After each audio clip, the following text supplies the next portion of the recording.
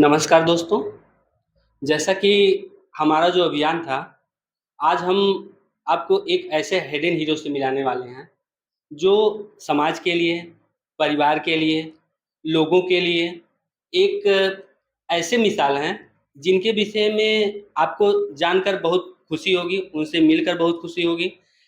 एक ऐसे वक्ता, एक ऐसे लेखक, एक ऐसे क देवरांचल क्षेत्र से आते हैं और जिनका नाम गंगा यादव है और ये भूतपूर्व शिक्षक, लेखक और इलाहाबाद यूनिवर्सिटी से लॉ एलएलबी भी किए हुए हैं। आइए आज हम इनसे मिलवाते हैं, इनके विषय में जानते हैं, इनके जीवनी के विषय में जानते हैं, इन्होंने क्या योगदान दिया है समाज के लिए। एक ऐसे अदृश्य हीरो को मिलाने के लिए आज हम गंगा यादव जी के पास लेके चलते हैं, जिनके जीवन का अनुभव जानेंगे, लोगों को भी इनसे प्रेरणा लेना चाहिए। अच्छा चाचा जी ये बताइए, आपके बचपन की सबसे प्यारी यादें कौन-सी है? जिसके विषय में आप लोगों को बताना चाहेंगे? सबसे प्यारी याद तो बचपन में खेल-कूद की है, जिसको जी। चोर पुलिस कहा जाता था। अच्छा, अच्छा।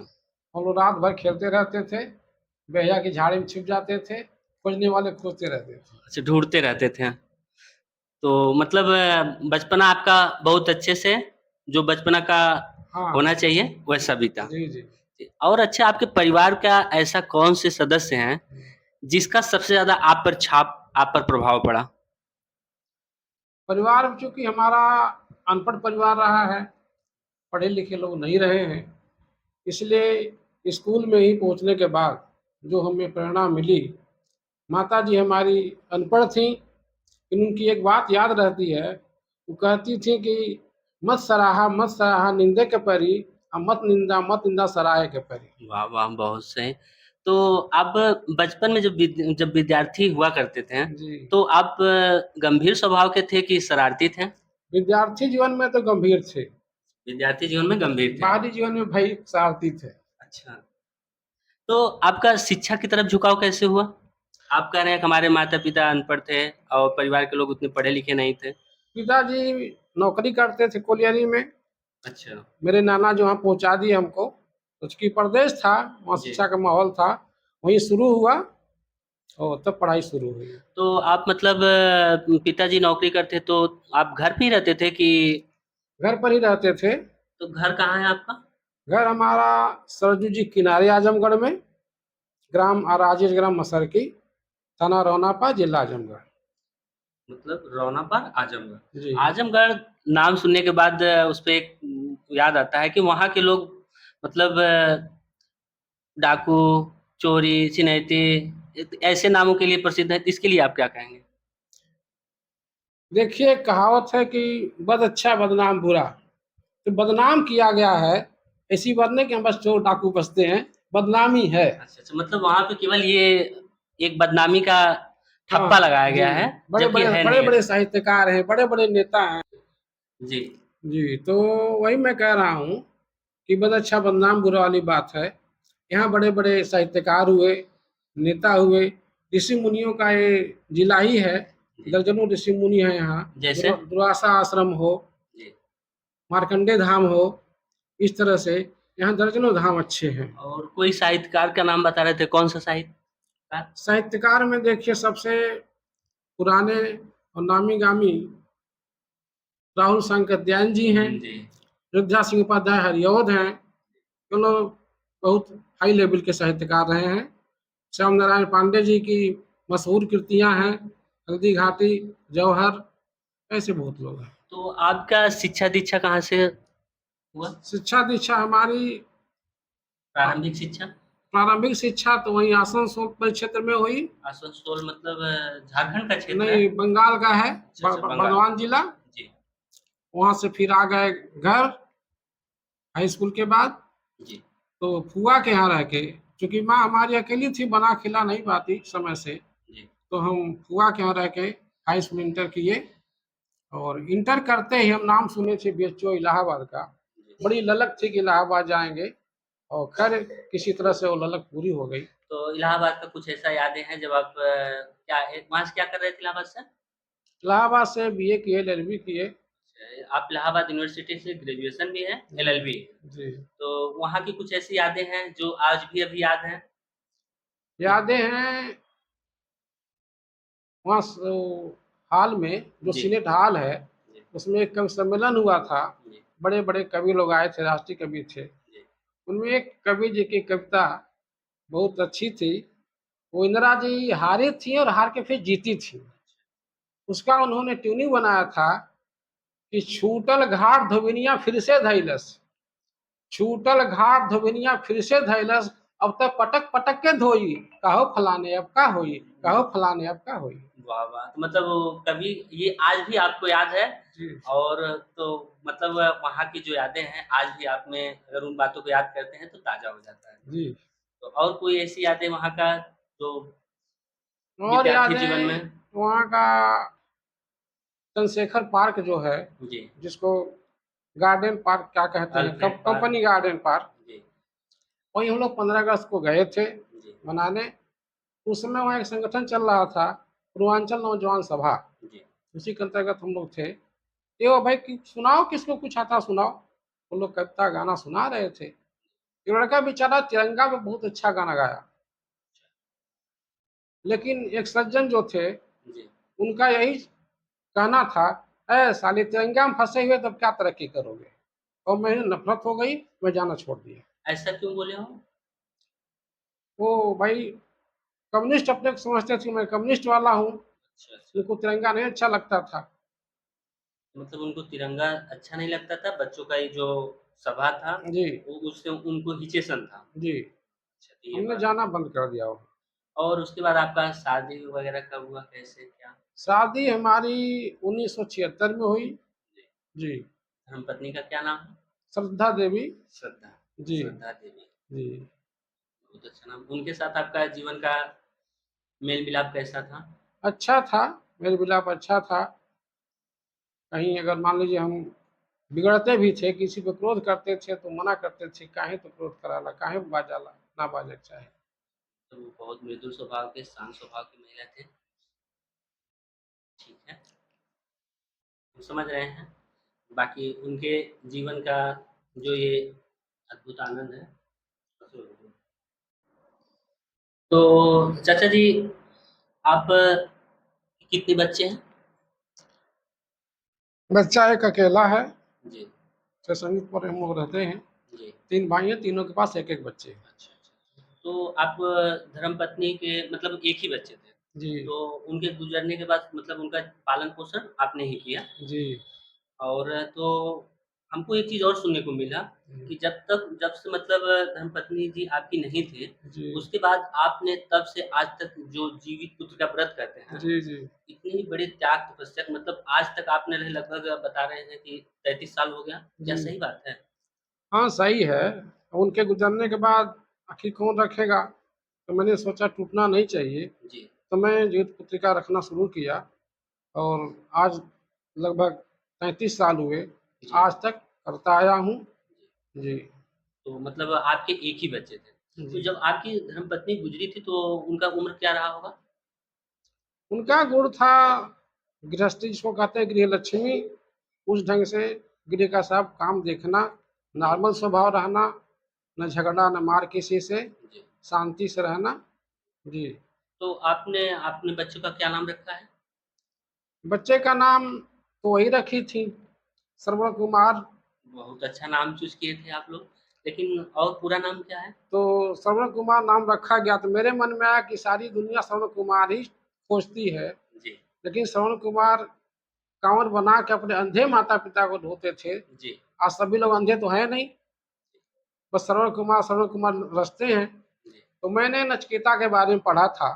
जी। नचिकेता कैसे कैसे अपने पिता से साक्षात किया और जमराज तक पहुंचा, तो मैंने इनका नाम नचिकेता जोड़ दिया। मतलब श्रवण कुमार के आगे जी नचिकेता आपने जोड़ दिया। जी तो मतलब ये भी एक बहुत ही खुशकिस्मत कह सकते हैं उस बच्चे के लिए भी, कि जो आप जैसे माता-पिता मिले, उनका आज भी इतना योगदान, सहयोग सब कुछ कर रहे हैं और आज 33 साल से व्रत रख रहे हैं उनके लिए और तो आपसे उनका कैसा है? आप उनका ख़्याल वो आपका ख्याल रखते हैं? हाँ, हाँ, परस्पर ख्याल हम भी रखते हैं, वो भी रखते हैं, इसमें जी, कोई दुराव नहीं, कोई कमी नहीं है। जी, जो कर्तव्य होता है जी। पिता-पुत्र का, जी। दोनों हम लोग निर्वाह कर रहे हैं। मतलब आपने जिस जैसा नाम रखा है, उसी के अनुकूल वो जी, जी, खड़े मिलते हैं। जी, ये बहुत आप भी भाग्यशाली हैं और वो भी बहुत भाग्यशाली हैं, आप जैसे पिता जो कि इतनी तपस्या, इतना त्याग, इतना बलिदान किए हुए हैं। तो और हम आगे बढ़ते हैं कि आपके एलएलबी किया था, जी। तो एलएलबी के बाद आपका झुकाव शिक्षण की तरफ कैसे अग्रसर हो गया? देखिए, मैं इंटरमीडिएट में था, जी, तभी साहित्य पढ़ने का मुझे चस्का लगा। जी, मैं राष्ट्रीय कवियों को, प्रेमचंद को पढ़ा और इसके प्रति आकर्षण बढ़ा और इलाहाबाद में था तो मैं बीए के बाद एमए करना चाहता था। सीनियर लोग घूमते रहते थे, पूछते थे क्या कर रहे हो? जी, बताते थे कि एमए करना है। क्या कर लोगे एमए करके? जी, हम लोग एमएससी एमए करके लटके हुए कुछ नहीं कर पा रहे हैं। ला कर लो, कहीं नहीं पाओगे कुछ तो जी खा लोगे। तो हमने उनके कहने के हिसाब से चलो भाई ला कर ले रहा हूँ, मैंने ला कर लिया। मतलब आप रास्ता चेंज कर दिए। जी। फिर उसके बाद? और फिर ला तो कर लिया, जी, लेकिन जो हमसे सीनियर साथी था, वो ज्ञानपुर में प्रैक्टिस कर रहा था। वो आता था तो कचहरी की सारी सच्चाई बताता था कि मुवक्किलों को कैसे ठगा जाता है, कितना झूठ बोला जाता है, गली में से लौटा जाता है कि साहब नहीं मिले हैं, साहब कहना नहीं मान रहे हैं, कुछ और पैसा मांग रहे हैं। ये सब सुनने के बाद मेरा मन भग गया कि मैं कचहरी का काम नहीं कर पाऊंगा। मतलब आप वहीं से आपका मोह भंग हो गया कि एलएलबी की तरफ वकील वकील बनने के जो राह चले थे, जी, वो आपको वहाँ से मोह भंग हो गया। जी। तो फिर आप शिक्षा के क्षेत्र में कैसे आ गए? शिक्षक शिक का कैसे सपना देख लिए? हाँ, शिक्षा का सपना तो पहले से देखा था, जी, लेकिन ये भी सुना था जो लोग बीएड नहीं किए रहते हैं, कान पढ़ के बीसों साल के बाद निकाल दिए जाते हैं। जी, तो पहले बीएड करना ज़रूरी था, जी, मेरिट से होता था, जी। मेरिट हमारी कमज़ोर थी। इलाहाबाद यूनिवर्सिटी वैसे भी कंजूस है नंबर देने में। अच्छा नंबर देने में कंजूस है, जी, इलाहाबाद जी। यूनिवर्सिटी। तो मैं सेलेक्ट नहीं हो पाता था। जी, तो पूर्वांचल जब बनी, गोरखपुर से कट करके, जी। तो पहला एंट्रेंस हुआ, तो उसी एंट्रेंस में पास हो गया। तो किस यूनिवर्सिटी से था? पूर्वांचल अच्छा यूनिवर्सिटी वीर से। बहादुर सिंह पूर्वांचल वीरभद्र सिंह जी। यूनिवर्सिटी। तो वहाँ से मतलब आपने बीएड किया। हाँ, फिर मत यहाँ से मालटारी हमारे यहाँ फेमस कॉलेज है, अच्छा, अच्छा, ईमानदार कॉलेज है, पढ़ाई लिखाई अच्छी होती है। यहीं से हमने बीएड किया। 90 सीट थी, 90 में से मेरा 10वां स्थान था। बहुत अच्छा। एक मेरा साथी था, नंबर 1 पे आया था। जी, आज वो भी कवि है, लेखक है, लिख पढ़ रहा है, काफी जीनियस था। तो उसके बाद आपने बीएड कंप्लीट किया। जी, फिर शिक्षक आप वकील से सीधे शिक्षक के क्षेत्र में कदम रख दिया। जी, फिर वहाँ से पठन-पाठन का कार्य शुरू हुआ। शुरू हुआ। तो फिर उसके बाद आप गवर्नमेंट टीचर बने, जी, उसके बाद शिक्षण कार्य किया। उसके साथ-साथ आपके विषय में ये भी सुनने को मिला, आपके गाँव, समाज, आपके परिवार के लोगों से जी, कि अगर 80 किलोमीटर दूर से भी न्योता आ जाए, जी, शादी का कार्ड, किसी बच्चे बालिका की शादी हो या जी, कहीं, जी, तो जी, वहाँ पे आपका ये दायित्व होता है किसी भी हालत में हमें पहुँचना है। ये जी। कहाँ तक सत्य है? नहीं, ये बात मेरे मन में थी, कोई हमको बुलाया है, वहाँ जी, शादी है, कोई प्रोग्राम है, तो जाना ज़रूरी है। आखिर बेचारा प्रेम से बुलाया है, जी, नहीं जाएँगे तो कल हमें उलाहना मिलेगी। वो आदमी कह सकता है कि नहीं समय था तो 10वें मिनट आए होते, जी। अक्सर यही बात लोग कहते हैं कि आप 10वें मिनट आए होते, इसलिए मैं कभी जाना छोड़ा नहीं, हर जगह पहुँचता रहा, वो भी साइकिल से पहुँचता रहा। ये भी बहुत बड़ी बात है। मतलब समाज के लिए मतलब आप एकदम तत्पर थे। तो समाज भी आपको ऐसे ही प्रेम देता है? हाँ, समाज से भी प्रेम में कोई कटौती नहीं है, समाज से भी मान-सम्मान उतना ही मिलता है, बल्कि लोग कहते हैं कि तू बदलना ना आज ले, नहीं बदलने क्या भाई कपड़ा बदल जाएगा, बाकी तो मैं वही रहूँगा। मेरा तन, मेरा मन नहीं बदला है। जी, मैं तब भी वही था, आज भी वही जी, हूँ। और तो फिर आपके विषय में आपकी कुछ रचनाएँ मैंने पढ़ा, जो जी, हमको बहुत ही प्रभावित किया। जी, जो मैं मेरा यही टारगेट होता है कि मैं ऐसे हिडन हीरो को दिखाऊँ, जो अदृश्य होकर के सेवा कर रहे हैं, चाहे वो साहित्य का हो, समाज का हो, पर्यावरण का हो। तो जी। उस हिडन हीरो में आपका भी नाम है। आपने साहित्य का सेवा किया, समाज का सेवा किया, परिवार के लिए इतने त्याग, बलिदान किए। तो इसके लिए आपने लेखक बनने का सपना कैसे सोच लिया कि मैं कवि बनूँ, लेखक बनूँ? इतनी अच्छी-अच्छी रचनाएँ लिखते हैं। देखिए, ये एक अंतःप्रेरणा होती है, क्या ये सब में नहीं हो सकता? हो सकता है लेकिन आप उसको फ़ॉलो करेंगे तब होगा। अच्छा, अच्छा मतलब फ़ॉलो करना तो पड़ेगा। हम 9th में थे, जी, तो हमने समाज की दशा देखा था, तभी मैंने पहली कविता लिखा था कि मैं लड़की हूँ, और 10-12 साल की होती नहीं है तब तक सयान हो गई, सियानी हो गई, सियानी हो गई, सिर का बांध समझा जाता है। पढ़ाई लिखाई के नाम पे जीरो है, रोटियां बेलना है, गोबरे पाथना है, गइये चराना है कह करके ये दुर्दशा होती है। ठीक वही लड़कों के सामने भी थी कि मैं लड़का हूँ, लोग कहते हैं अगर ब्याह करता तो संभल जाई, बहुत बदमाश है, ब्याह पहले कराते हैं। जी तो मतलब ये आपकी पहली कविता थी। जी और उसके बाद आपने कोई ऐसा रचना लिखा जी जिससे आपको खूब मतलब बहुत प्रभावित किया? जी। तो कोई ऐसी रचना, कोई कविता है? हाँ, रचना तो एक लिखे थे, जी, जो याद नहीं है, लंबी हो गई थी। कुछ 2-4 लाइन याद सन हो तो? 80 में, जी, 1980 में जी, एक आंधी आई थी, अंधेरी आनी, कुछ दिखाई नहीं पड़ता था। जी। आँख के सामने उंगली कीजिए, उंगली दिखती नहीं थी, अच्छा, इतनी भयावह थी। इतनी भयावह थी। तो मैंने उसी पे लिखा था कि अंधेरी अनिया देखले रहला, पंडित के पतरा फेल भैल, ज्योतिष फेल भैल, विज्ञान फेल भैल, लड़का के बियाह गिर के कुआं में भैल, अंधेरी अनिया देखले रहला। बहुत बहुत अच्छी कविताएँ हैं। और मतलब ये कविताओं का सफ़र मतलब लगभग आपने अब तक कितनी कविताएँ रचना कर चुके होंगे? अब देखिए कोई सिस्टमेटिक तो होता नहीं है, जी, जो मन में आया लिख मारा। जी। तो जी, बताइए? इस तरह छिट-फुट कविताएँ लिखते रहे जी, कापियों में ही, जी। प्रकाशन की कोई व्यवस्था नहीं थी, लिख मारते थे बस। तो लगभग 500 कविताएँ, 500 से अधिक कविताएँ। 500 कविताएँ लगभग मैं लिख मारा, जी, प्रकाशन नहीं हुआ। मैंने श्रवण जी से कहा, "अरे यार कुछ लोग ऐसे साहित्यकार हैं कि मरने के बाद उनका छपता है, जी। तो मेरा भी मरने के बाद ही छपेगा, कुछ कोशिश करो।" कहे तो हमको सब बटोर के दीजिए। जी, हमने सारी कॉपी आपको बटोर के दे दिया। उसमें इन्होंने संचयन किया, जी। चुन-चुन करके, और लगभग 123 कविता का संचय करके किताब छपवाई ये। तो किताब का क्या नाम है आपका? किताब का नाम शिक्षा है माँ-बाप। अच्छा, बहुत अच्छा नाम है, शिक्षा है माँ-बाप। जी, तो वो कविता का मतलब पब्लिश्ड हो चुका है, जी, प्रकाशन। तो मतलब वो किताब अच्छा वही किताब है? जी, देखिए, आपको दिखाते हैं। ये वही किताब है, गंगा यादव जी का और सह-लेखक में श्रवण कुमार जी हैं, जो इनके सुपुत्र हैं। और शिक्षा है माँ-बाप बुक का नाम है, जिसमें लगभग 123 से अधिक कविताएँ हैं। और ये कविताएँ अगर आप पढ़ेंगे तो आपको लगेगा कि आप अपने जीवन के विषय पढ़ रहे हैं, उन रहस्यों को पढ़ रहे हैं जो हर एक आम इंसान के जीवन में गुज़रता है। वो चाहे वो लड़का हो, लड़की हो, परिवार का माँ-बाप हो या कोई बहुत धनाढ्य व्यक्ति हो। मतलब एक जो कवि की जो अंतरात्मा है, जो वेदना है, वो चीज़ निकाल के गंगा यादव जी ने इस बुक में रखा है। और हम भी चाहेंगे कि ये बुक जो है अमेज़न पर, फ्लिपकार्ट पर भी उपलब्ध है। आप लोग भी एक बार इस बुक को मँगाइए और पढ़िए।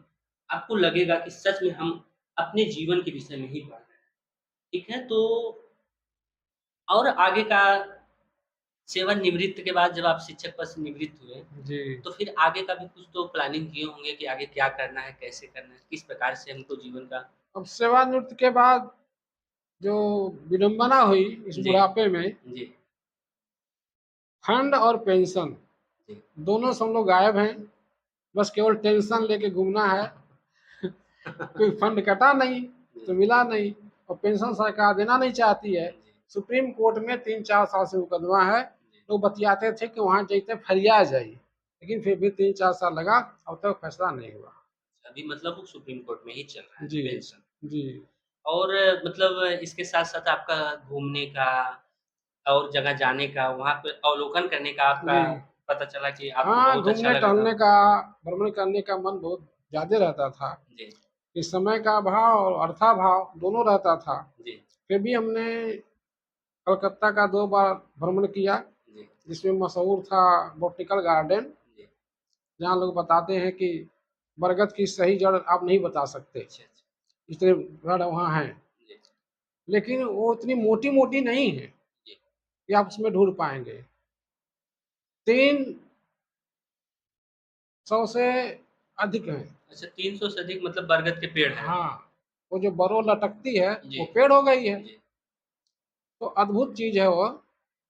और वहाँ उसके पश्चिमी गेट पर, जी, पूर्वी गेट पर जी, गांधी जी का एक लिखा हुआ स्लोगन है कि पृथ्वी मानव की हर आवश्यकता को पूरी कर सकती है, किंतु उसकी तृष्णा का नहीं। सुनिए आप लोग ध्यान से, एक बार हम चाहेंगे कि एक बार इस स्लोगन को और आप बोलिए। उस पे लिखा है कि पृथ्वी मानव की हर आवश्यकता को पूरी कर सकती है, किंतु उसकी तृष्णा का नहीं। देखिए बहुत बड़ी बात है आज के लोगों के लिए कि लोगों ने इच्छा इतना ज़्यादा पाल रखा है, तो उस पे बहुत ही अच्छा स्लोगन है। हम लोगों को भी अपने जीवन में इस बात का ध्यान रखना चाहिए। तो आप अपने द्वारा लिखा कोई एक सुंदर जो अच्छा कविता आपको लगता है कि आपके मन के और लोगों को अच्छा लगे, कोई 1-2 कविताएँ आप सुनाइए? देखिए कविताएं तो लिख के भूल जाता हूँ, जी, जी। फिर भी आपको ये जो कवि का बहुत बड़ा पहचान है। वो जब याद रहता है तो लिखते समय वो क्या लिख देंगे ऐसे-ऐसे शब्दों का चुनाव करके हाँ, सोच नहीं सकते। लेकिन जब आप बाद में पूछेंगे तो कहेंगे हमको तो याद ही नहीं है। लेकिन वो एक तरंग होती है। जी, हमने पढ़ा था जयशंकर प्रसाद जी के पास कोई प्रोफेसर गए थे जी, पूछने के लिए कि कमानी पढ़ाने में दिक्कत हो रही है। पहले तो बैठे थे चुपचाप, जी। तो जी धनिया जब बेच लिए, पूछे आप बताइए क्या चाहिए? कहे मुझे कुछ नहीं चाहिए, मैं आपसे पूछने आया हूँ, कमानी पढ़ाने में दिक्कत हो रही है, या इसको समझा दीजिए यहाँ क्या प्रसंग है। जी। उन्होंने कहा देखो भाई, यहाँ जयशंकर बैठा है, प्रसाद गायब है। तो जयशंकर बैठे हैं, प्रसाद गायब है प्रसाद उस समय। गायब है और लिखने वाला जयशंकर प्रसाद है। जी। अब पुनः उस भाव में डूबना आसान नहीं है, इसलिए जो आता है जाके पढ़ाइए। मतलब बहुत अच्छा बात कहा कि मतलब हम जयशंकर हैं, जी। जयशंकर प्रसाद नहीं। हम्म, मतलब वो लिखने का भाव दूसरा होता है। हाँ लेकिन तब भी तो कुछ 1-2 लाइन 4 लाइन आपको कुछ कविताएँ याद होंगी, उसको हाँ हम चाहेंगे आपको, कि दर्शकों को बताएँ। हाँ चलिए नए ढंग से दो चार लाइन है। जी, जैसे आजकल क्रिकेट का जमाना है, जी, बहुत हाई फाई हो गया है, बहुत ज़्यादा। सारी खेलें उसके सामने दब गई हैं। जी, तो मेरे मन में आया, मैंने एक कविता बनाया कि हिंदुस्तान का गुल्ली डंडा बन गया क्रिकेट, हिंदुस्तान का गुल्ली डंडा बन गया क्रिकेट, और दर्शक दीर्घा बैठ में जनता गिन रही विकेट। वाह! बहुत सही, बहुत अच्छा। और 2-1 कविताएँ कुछ ऐसे हैं जो आपको और याद हों, बहुत अच्छी-अच्छी कविताएँ। ठीक है, अभी तो इनको याद नहीं है, कह रहे हैं, क्योंकि लिखने का भाव दूसरा होता है, उसको सजोने का भाव दूसरा होता है। लेकिन जब उसको कहना होता है, सुनना तो उसको एक बार देखना होता है। लेकिन हम चाहेंगे कि आपके पास आपकी बुक है, उससे कोई 1-2 कविताएँ या उसके 2-4 लाइन आप उसके विषय में भी सुनाइए। अब एक और याद आ रही है, सुना दे रहा जी, हूँ जी, कि स्टूडेंट लाइफ कैसा होता है लोगों का। जी। तो मैं लिखा कि हम केहू के कुछ ना बूझत रहली, हम केहू के कुछ कुछ ना कुछ बूझत ना रहे। बूझत रहली, पुलिस दरोगा हाकिम हुक्काम केहू के कुछ ना बूझत रहनी, जो बतियावे भोजपुरियों में केहू हम अंग्रेजी भूकत रहनी, हम अंग्रेजी भूकत रहनी। दिवस मास स्कूले जाई, दिवस मास स्कूले जाई जैते रार मचाई, जियत दिवस मास स्कूले जाई जैते रार मचाई, आ जब मारा मास्टरवा सा रोहू के गरियाई, वाह, वाह! ओहो के गरियाई। गरियाई। बहुत अच्छा कविता है। तो आज हम लोग एक ऐसे शख्स से, एक ऐसे हिडन हीरो से मिला रहे हैं, जो गंगा यादव जी हैं, जो कि आपने इनकी बातों को, इनके विचारों को, इनके सादगी को आपने बहुत अच्छे ढंग से सुना, समझा और ये नहीं, इन्होंने जीवन की वो आकांक्षाएँ, वो आवश्यकताएँ, वो प्रेम क्या चीज़ होता है और उस सब चीज़ों को बताया। तो हम चाहेंगे कि एक बार इनसे कहेंगे कि आप आने वाले जो दर्शक आपको देख रहे हैं, आजकल जो समाज के लोग हैं, जी। उन्होंने इतनी आकांक्षाएँ पाल रखे हैं, उनके विषय में आप लोगों को क्या सलाह देना चाहेंगे? सलाह यही है कि अभिलाषाओं का अंत नहीं है, जी, और आवश्यकताएं बताई गई हैं। एक आवश्यक आवश्यकता, जी, एक आरामदायक आवश्यकता, एक विलासतापूर्ण आवश्यकता। तो आदमी विलासतापूर्ण के चक्कर में पड़ा हुआ है, इसलिए शांति उसको नहीं मिलने वाली है। अरे इस जमाने में तो आवश्यकता पूरी हो जाए वही ठीक है, आवश्यक आवश्यकता। जी। फिर कुछ अगर आप शक्ति भक्ति आपके पास है तो आरामदायक में चले जाइए, लेकिन अब शक्ति नहीं है और आप विलासतापूर्ण लेके मर रहे हैं तो मरना ही मरना है, पूरी नहीं होगी। चाहे पूरी होने वाली नहीं है, नहीं। विलासितापूर्ण जो आवश्यकता है, जी। ये व्यक्ति को पूरी तरह से क्षीण कर देगा। जी छीन कर देगी। मतलब और इसीलिए जैसा कि आपको अभी हम गंगा यादव जी से मिले हैं, आपने इनके विषय में जाना?